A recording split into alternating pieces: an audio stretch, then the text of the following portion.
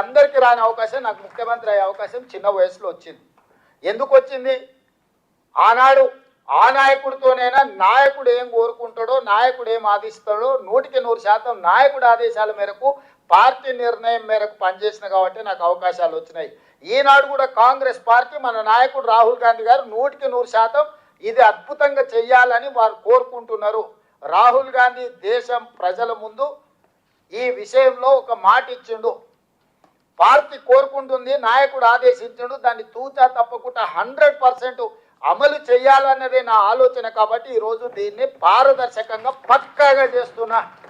ఎవరికైనా ఏమైనా శశపిశలు, అపోహలు, అనుమానాలు ఉంటే పక్కన పెట్టండి. ఈరోజు మనం చేసిన లెక్క 100% పక్క. ఎవరు ఏం చెప్పినా నమ్మకండి మిత్రులారా. ఇవాళ మీరు ఈ లెక్కను తప్పు వాటి రటిగా దేశంలో లెక్కనే లేదు, పోల్చడానికి లెక్క లేదు, భవిష్యత్తులో ఎవరు చేయరు. ఇక ఏ రకంగా మేము ఇంతమంది ఉన్నామని మీరు కొట్లాడతారు నాకు చెప్పండి. ఇవాళ ఈ అవకాశాన్ని మీరు వదులుకుంటే ఇక మళ్ళీ అవకాశం వస్తుందని నేను చేయడానికి వేరే ప్రక్రియ లేదు. నేను చేయగలిగిన, ఈ ప్రభుత్వం చేయగలిగిన ప్రతి అంశాన్ని పరిగణలోకి తీసుకొని మన దగ్గర జిల్లాలు తిరిగినాం. డెడికేటెడ్ కమిషన్ భూసాని వెంకటేశ్వరరావు గారిని వేసిన ఒక BC IAS, BC commission G Niranjan గారిని కాంగ్రెస్ పార్టీ క్రమశిక్షణ కలిగిన నాయకుని బీసీ కమిషన్ చైర్మన్ చేసినాం. వాళ్ళందరి సలహాలు తీసుకొని డెడికేటెడ్ బీసీ కమిషన్ వేసి వెంకటేశ్వరరావు గారిని, వాళ్ళ ఫాదర్ కూడా గొప్ప బీసీ నాయకుడు, అట్లాంటి వాళ్ళని పెట్టి ఈరోజు ఈ ప్రక్రియ అంతా చేసినాం. అన్ని నియోజకవర్గాలలో అధికారులు పర్యటించారు, అన్ని జిల్లాలలో పర్యటించారు, బీసీ కమిషన్లు పర్యటించారు, డెడికేటెడ్ కమిషన్ పర్యటించింది, మా మంత్రివర్గ ఉపసంఘం పర్యవేక్షించింది, మా డిప్యూటీ సీఎం గారు పర్యవేక్షించారు. 12 సార్లు నేనే స్వయంగా పర్యవేక్షించి చీఫ్ సెక్రటరీ నుంచి మొత్తం వ్యవస్థలను అంతా ఇందులో భాగస్వాములను చేసి 50 రోజులు చంద్రశేఖరరావు 12 గంటలలో కాకి లెక్కలు చేస్తే పక్కడిబందిగా 50 రోజులు లక్షలాది మంది అధికారులను నేను ఇందులో ఉపయోగించి నేను లెక్క చేసిన.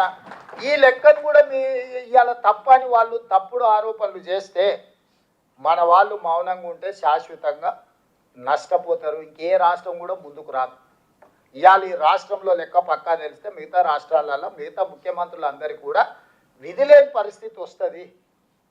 మోడీ గారికి కూడా చెయ్యక తప్పని పరిస్థితి కల్పించాలి.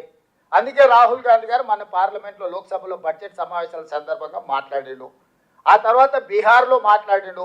దేశం మొత్తం ఈ తెలంగాణలో మోడల్ని రాహుల్ గాంధీ గారు తీసుకొని దేశం మొత్తం నలుమూలలు పర్యటించి డిమాండ్ చేయాలని రాహుల్ గాంధీ గారు కార్యాచరణ తీసుకుంటుండు. కాబట్టి ఈ కార్యాచరణతో రాహుల్ గాంధీ గారు ముందుకెళ్తే నరేంద్ర మోడీ గారికి రాజకీయంగా తీవ్రమైన విమర్శను, రాజకీయంగా తీవ్రమైన వ్యతిరేకతను ఎదుర్కోవాల్సిన పరిస్థితి. ఎందుకంటే 12 ఏళ్ళు ప్రధానమంత్రి కూడా ఆయన చేయలేదు. రాహుల్ గాంధీ డిమాండ్ చేస్తున్నాడు, రాహుల్ గాంధీ తెలంగాణలో చేయించిందంటే రేపు దేశంలో ప్రధానమంత్రి 100% రాహుల్ గాంధీ గారు ఇది చేస్తారని ప్రజలకు ఒక్కసారి బలహీన వర్గాలకు నమ్మకం కలిగిందంటే రాహుల్ గాంధీ దేశానికి ప్రధానమంత్రి అవుతాడు. రాహుల్ గాంధీ ప్రధానమంత్రి అయితే మొట్టమొదట నష్టపోయేది నరేంద్ర మోడీ. నరేంద్ర మోడీ గారి పదవి పోతే బండి సంజయ్ది, కిషన్ రెడ్డి ఉద్యోగం ఆటోమేటిక్గా ఊడిపోద్ది. వాళ్ళ ఉద్యోగాల రక్షణ కోసం మన ప్రభుత్వం చేసిన ప్రక్రియను మొత్తాన్ని తప్పుబట్టి దీంట్లో కొన్ని సంఘాలను, కొంతమందిని వ్యక్తులను వాళ్ళకు ఉన్న పరిమితమైన జ్ఞానమో సమాచారం లేకపోవడం వల్లనో వాళ్ళు ఏదేదో మాట్లాడుతున్నారు.